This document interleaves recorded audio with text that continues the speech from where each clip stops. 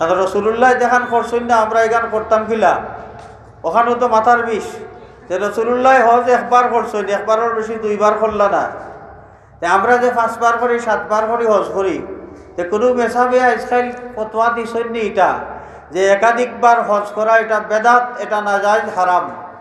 ফতোয়া দিছেন নি কেউ? রসুল্লাহ করছেন না এই আবাদতটা আমরা করি আর ও তরিকায়। রসুল্লাহ একবার করছেন, আমরা করি একাধিকবার। রসুল্লাহর তরিকার লোকে তো মিলেন না, মিলেন না। তো ইকানতে বেদাত কেউ কইন না, ঘটনা কিতা, ঘটনা কিতা? আচ্ছা সাহাবগণ, রসুল্লাহর হাদিস শরীফ তিলাওয়াত করলে সওয়াব হয় না গুনাহ হয়? সওয়াব হয়। বুখারী শরীফের খতম হয়নি? হয়নি? হয়। বুখারী শরীফের খতম হয়, বহুত মানুষ সওয়াব পাইবার লাগি ইসালে সওয়াবের নিয়তে বিভিন্নভাবে বুখারী শরীফের খতম করায়। বুখারী শরীফের খতম রসুল্লাহর যুগ আসিল নি? নাই। সাহাবায়ে কেরামের যুগ, খুলাফায়ে রাশিদিনের যুগ নাই। যে বুখারী শরীফের খতম করা হয়, এই বুখারীর সংকলক ইমাম বুখারী রহমতুল্লাহ আলাইহি জন্মগ্রহণও করছেন 194 হিজরি। এর বাদে না জানি কিতাব লেখলা। তো এই বুখারী শরীফের খতম বা খতমে বুখারী আগের যুগে আসিল না। এখন তো কেউ এই ফতোয়াটা দেন না যে খতমে বুখারী বেদাত, এটা করা যাবে না। খতমে বুখারী বেদাত, এটা করা যাবে না। খতমে বুখারীর নামে বিভিন্ন প্রতিষ্ঠান ও মাহফিলের আয়োজন করা হয় এবং চান্দাও কালেকশন করা হয়। বলা হয়নি? খতমে বুখারী উপলক্ষে বিশেষ দোয়া মাহফিল বিভিন্ন মাদ্রাসাত আছে। মাহফিলও মানুষ জমলে কিছু চান্দাও মাদ্রাসার লাগে কালেকশন করা হয়। এই খতমে বুখারী এটা কোন যুগ আসিল? অথচ এটারে কেউ বেদাত হইয়া নাজায়েজ করেন না। যেন যে খামের মাধ্যমে একজন মানুষের ইমান তাজা হয়, আল্লাহর নবীর মহব্বত বৃদ্ধি পায়, একজন মানুষের ইমানের নূর বৃদ্ধি পায়, যে খামের মাধ্যমে নবীজি সাল্লাল্লাহু আলাইহি ওয়াসাল্লামের শাফাআতের আশা করা যায়, এই খামের উপরে নানান ধরনের কিচ্ছা কাহিনী ফাদিয়া এটারে বেদাত সাব্যস্ত করিয়া না জায়েজ কইয়া মানুষরে ফিরাইবার লাগি, মিলাদুন নবী থেকে ফিরাইবার লাগি যে একবারে কোমরো গামছা বান্ধিয়া আমরা এক গুরু ভাই এখন লামছেন, এরা লাভটা কোন জায়গার, কোন কারণে? খতমে বুখারীরে তারা বেদাত করেন না। একাধিকবার হজ করলে বেদাত করেন না। প্লেনে গিয়া হজ করলে বেদাত করেন না। রসুল্লাহ প্লেনে হজ করছেন, সাহাবায়ে কেরামে করছেন, তা আমরা করিনি। হজ যারা করি আমরা প্লেনে তো গিয়া করি এখন, তো এটা তো বেদাত। প্লেনে গিয়া বিমান যোগে হজ করা এটা তো বেদাত। তো কেউ তো এই কথাটা জীবনে ফতোয়া দেন না যে বিমান যোগে হজ করা যাবে না, এটা বেদাত। কেউ ফতোয়া দেন না। ফতোয়া কোন জায়গা? বলে মিলাদুন নবী পারে না, এগুলো খেলে বলে এই রসুল্লাহর যুগ আসিল না, অমুকর যুগ আসিল না, তমুকর যুগ আসিল না। হাজিরিনে কেরাম, বহুত জিনিস আছে, মূল জিনিস আগে একলাখান আসিল, ঠিক এটারে মূলটা জায়গাত রাখিয়া সিস্টেমের চেঞ্জ হয়েছে, সিস্টেমের চেঞ্জ হয়েছে। আগে আজান দিতা উষা জায়গাত খাড়াইয়া, উষা জায়গাত খাড়াইয়া, এখন মসজিদে হলো আজান হয়নি, হয় কেন হয়? এখন আর মসজিদে যে আজান হয়, আজান তো হয় মাইক যুগে, মাইক যুগে আগে আজান হয় সমতল জায়গাত। তাহলে আজান যেটা আগে চলতো এখনো আছে, কিন্তু সিস্টেম বদলেছে, সিস্টেম বদলেছে। সিস্টেম বদলে যাওয়ার কারণে মূল জিনিস তো নাজায়েজ হইতে পারে না। সিস্টেম বদলে যাওয়ার কারণে মূল জিনিস নাজায়েজ হইতে পারে না। আচ্ছা, কোরআন হাদিসের যে চর্চা, যে শিক্ষা, এই শিক্ষা রসুল্লাহর যুগে আসিল নেই। আল্লাহ রসুলে নিজে কোরআন শরীফ মানুষের শিখাইছেন, নিজে শিখাইছেন। আর রসুল্লাহর বাণী যেটা সপ্তাহ তো হাদিস, মানুষে হাদিস শুনছেন। যে কোরআন হাদিস শোনা যেটা রসুল্লাহর যুগে আসিল, এখন জামিয়া তওয়াক্কুলিয়া হইয়া যে গড় বানাইয়া, বড় বিল্ডিং বানাইয়া, কমিটি গঠন করিয়া, কমিটির মাধ্যমে এটা প্রতিষ্ঠান পরিচালনা করিয়া এই প্রতিষ্ঠানও কোরআন হাদিসের শিক্ষা দেওয়া, এই সিস্টেমটা তো তখন আসিল না। তখন তো আসিল না, তখন মুহতামিমও কেউ আসলা না, শাইখুল হাদিসও কেউ আসলা না, কিন্তু কোরআন হাদিসের চর্চা তো আসিল, মূল জিনিস আসিল, কিন্তু এর সিস্টেম পরিবর্তন হয়েছে। বর্তমান যুগের সিস্টেম পরিবর্তন হয়েছে।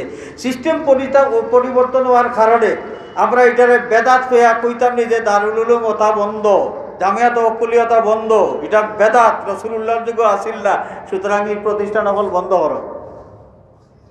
কেউ ফতোয়া দেননি, দেন না। সমস্যা কোন জায়গার?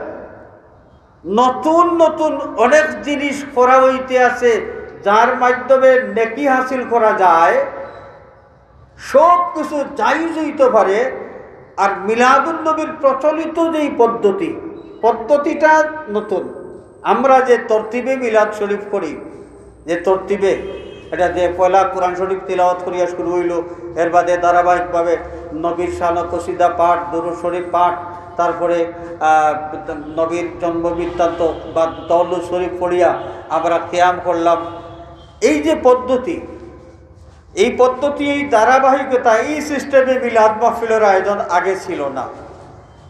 পদ্ধতি নতুন, কিন্তু মূল খাম আগেও ছিল। রাসূল পাক সাল্লাল্লাহু আলাইহি ওয়াসাল্লামের জন্ম বৃত্তান্ত সাহাবায়ে কেরামে আলোচনা করছেন, সময় কম, আমি কতটা কইব। রাসূল পাক সাল্লাল্লাহু আলাইহি ওয়াসাল্লামের জন্ম বৃত্তান্ত সাহাবায়ে কেরামে আলোচনা করছেন। আল্লাহর রাসূলে তার নসবনামা তাই নিজে বয়ান করছেন। সুবহানাল্লাহ, সুবহানাল্লাহ। রাসূল পাক সাল্লাল্লাহু আলাইহি ওয়াসাল্লামের শান ও কসিদা পাঠ করা হয়েছে। আল্লাহর নবী তার লাগি দোয়া করছেন। সুবহানাল্লাহ। আল্লাহর হাবিব সাল্লাল্লাহু আলাইহি ওয়াসাল্লামের প্রতি সালাত আর সালাম পাঠ করা হয়েছে। কোরআনে কারীমের তিলাওয়াত হইছে। মিলাদ শরীফও যতটা খাম আমরা করি, সব খাম আগে হইছে, কিন্তু প্রচলিত পদ্ধতি যেটা, এটা হইল নতুন। পদ্ধতিটা নতুন, কিন্তু মূল খাম আগর। এখন আমরা কিতাব প্রচলিত পদ্ধতি যা আছে সব বাদ দিলাই, যে মসজিদ ও মাইক দিয়ে আজান চলতো না, যেহেতু রাসূলুল্লাহর যুগ খোলা জায়গাত উপরে উঠিয়া গিয়ে আজান দিতা, মিনারার উপরে উঠিয়া আজান দিতা, উষা জায়গাত আজান দিতা, মাইকে আজান দেওয়া চলবে না। প্রচলিত পদ্ধতি বন্ধ, এটা নাজায়েজ। আজান বন্ধ করিতে নি, এটা করি। এই প্রচলিত পদ্ধতির আজান যেভাবে, পদ্ধতি নতুন হইলেও খামটা জায়েজ। প্রচলিত পদ্ধতির কোরআন হাদিস শিক্ষা দেওয়ার যেই সিস্টেম, যে পদ্ধতি, এই প্রচলিত পদ্ধতি হওয়া সত্ত্বেও যেহেতু কোরআন হাদিসের এই শিক্ষা প্রতিষ্ঠানগুলা চালু করা জায়েজ এবং বালা। প্রচলিত আমরা যে একাধিকবার হজ করি, একাধিকবার হজ যারা করি, আগেও কইছি যে রাসূলুল্লাহ একবার হজ করছেন, আর আমরা কিতা রাসূলুল্লাহ তাকে বড় পরেজগার হয়ে গেলাম নি যে একাধিকবার হজ করতাম। এখান কইয়া যদি মানুষের একাধিকবার হজ করা নিষেধ, ফতোয়া কেউ দেন, এটা দেওয়া উচিত হইব নি? প্রচলিত পদ্ধতির বালা খামগুলা পদ্ধতি নতুন হওয়ার কারণে, শুধু পদ্ধতি নতুন হওয়ার কারণে এর মূল যদি ঠিক থাকে, তাইলে মূল খামটা যেভাবে না জায়েজ হয় না, বালা খামও থাকে। ঠিক তেমনিভাবে আমরা যে মিলাদ শরীফ পড়ি, পদ্ধতি প্রচলিত হইলেও মিলাদ মাহফিলের ভিতরে যত খাম করা হয়, সমস্ত খাম আগে করা হইছে আগর যুগ, এবং এই কাজগুলা বালা খাম। অতএব এই প্রচলিত পদ্ধতির মিলাদ শরীফ এটাও কি জায়েজ। হাজিরিনে কেরাম, আমি কথা কেমনে থেকে কেমনে লইয়া যাই, আর লম্বা করার সুযোগ নেই। তো যাই হোক, ঈদে মিলাদুন নবী সাল্লাল্লাহু আলাইহি ওয়াসাল্লাম উদযাপন করা, এটা আমরে মুস্তাহসান। আমরা ফরজও কই না, ওয়াজিবও কই না। কেউ কই যে রাসূলুল্লাহ কইয়া গেছেন দি, আরে বাবা, রাসূলুল্লাহ কইয়া গেলে তো এটা আল্লাহ ফরজ করিয়া দিলেইলাও না, আর নাইলে ওয়াজিব থাকলো না। রাসূলুল্লাহ আসলে রহমাতুল্লিল আলামিন, এর লাগে উম্মতের উপরে কোনো জিনিস চাপ হোক আল্লাহ রসুলে চাইছেন না, কিন্তু আল্লাহ রসুলে ইশারা ইঙ্গিতে বুঝাইয়া দিয়া গেছেন খামটা বালা। আর নাইলে আল্লাহর নবী সোমবার দিন রোজা রাখতা, নিজের জন্মদিন পালন করতা, তার মানে মিলাদুন নবী পালন করতা নবী সোমবার দিন। ইশারা দিয়া গেছেন তো যে আমি নবী আমার জন্মদিন পালন করি, আর অতএব উম্মত তুমি তাইলে জন্মদিন আমার জন্মদিন পালন করো। ইঙ্গিত দিয়া গেছেন যদি আল্লাহ রসুলে হুকুম দিলাইতা, যদি হুকুম দিলাইতা তাইলে হয়তো বা আল্লাহ ফরজ করিয়া দিলেইলা হলে নবিয়ে উম্মতর লাগি যে কোনো বিষয় হালকা থাকুক ওটা সব সময় খেয়াল করছেন। যার কারণে এই যে হাদিস শরীফ আছে, লাউলা আন আশুক্কা আলা উম্মতি লা আমারতুহুম বিসওয়াকি ইনদা কুল্লি সালাতিন। মিসওয়াক করা সুন্নত। মিসওয়াক করা কিতা সুন্নত। এখন আল্লাহর নবী ফরমাইন যে আমি আমার উম্মতের লাগি হয়তো কষ্ট হয়ে যেতে পারে, এটা মনে করিয়া আমি প্রত্যেক নামাজের লাগি মিসওয়াক করার এই হুকুম আমি দিলাম না। তেরাবির নামাজ আল্লাহর নবী পড়ছেন না নিসাব করে পড়ছেন না, যে নবী তেরাবির নামাজ নিজে পড়লা, এই নবী তেরাবির নামাজ পড়ো কইয়া কোনো হাদিস আছে নি? নিজে পড়লা তে উম্মতরে কেন কইন না তোমরাও পড়ো? কারণ তোমরাও পড়ো যদি কইলেন আর আল্লাহ যদি তার হাবিবর কৌলরে পছন্দ করিলেন তাইলে তারাবির নামাজরে হয়তো ফরজ করিয়া দিলেই তো পারেন। এই কারণে রাসূলুল্লাহ সাল্লাল্লাহু আলাইহি ওয়াসাল্লাম সব দিন আল্লাহর নবী সাহাবী হলরে লইয়া সব দিন তারাবির নামাজ পড়ছই না, এবং তোমরা তারাবির নামাজ পড়ো হইয়া কোনো ধরনের তাকিদও দিছেন না। খেয়াল করছেন নি? নবীও নিজে পড়ছেন, পড়িয়া দেখাইয়া দিছেন যে এটা একটা বালা খাম, এটা একটা বালা খাম। ঠিক এইভাবে ঈদে মিলাদুন নবী নবীর জন্মদিন পালন করছেন, নবী নিজে মিলাদুন নবী পালন করছেন, নিজে পালন করছেন, রোজা রাখছেন। প্রশ্ন করছেন সাহাবী হলে আপনি কেন রোজা রাখেন সোমবারে? আল্লাহ নবী ফরমান যে এই সোমবার দিন আর আমার জন্মবার আমার জন্মরে ইয়াদ করি আমি এই দিনটা পালন করি। রাসূলুল্লাহ কোনো উম্মতরে হইয়া গেছেন নি যে তোমরাও ওই দিন পালন করিও সোমবার দিন। রাসূলুল্লাহ নিজে যেটা করছেন এটারও তো হুকুম দিয়া গেছেন না। যদি হুকুম দিলেইতা তাহলে আল্লাহ হয়তো এই প্রত্যেক সোমবার দিন নবীর জন্মদিন পালন করারে ফরজ করিয়া দিলেইলা ওনে, আর ফরজ করিয়া দিলেইলে এটা উম্মতর লাগি এটা কঠিন হয়ে গেল ওনে বিষয়। খেয়াল করছেন? এর কারণে আল্লাহর নবী মিলাদুন নবী উদযাপন করো হইয়া কিচ্ছু কইছে না। এখন ই বেদিশা কুদিশা ব্যাকল হলে কয় যে মিলাদুন নবী অত বালা খাম দিবা তে রাসূলুল্লাহ খেনে হইয়া গেলে না। রাসূলুল্লাহর কোন হাদিসও আছে মিলাদুন নবী পড়ো রাসূলুল্লাহ হইয়া গেছেন মিলাদুন নবী মিলাদ উদযাপন করো? এটা বেশি আকল দৌড়াইন, ব্যাকলর কুড়ি আকল লাগে। কোরআন হাদিস পড়তে হইলে আকল লাগে গেছে। রাসূলুল্লাহ খেনে কইলা না এরু বুঝবার মতো ক্ষমতা দান নাই। রাসূলুল্লাহ কইছেন না দেখিয়া এটা মুস্তাহাব, কই দিলে তো ফরজ বা ওয়াজিব অথবা সুন্নতি মুআক্কাদা তো হয়ে গেল। খেয়াল করছেন?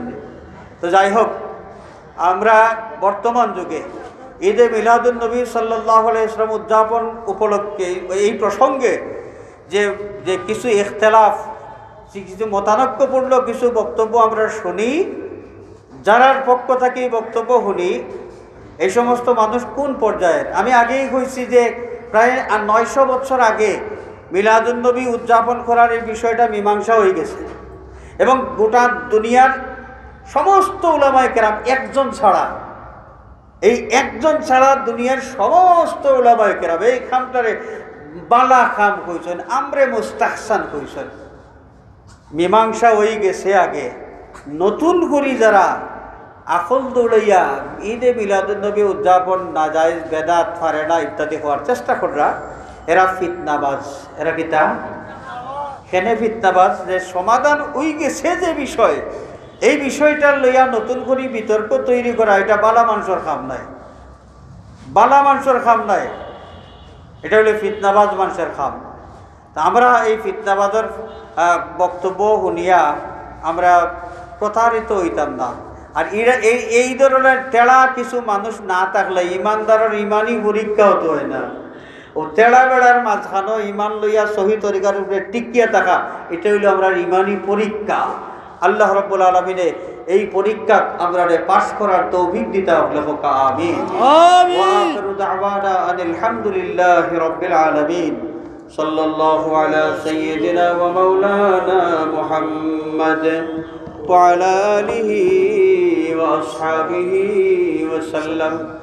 সাল্লাল্লাহু আলা সাইয়্যিদিনা ওয়া মাওলানা মুহাম্মদ ওয়া আলা আলিহি وصحبه وسلم أستغفر الله إن الله غفور رحيم أستغفر الله إن الله غفور رحيم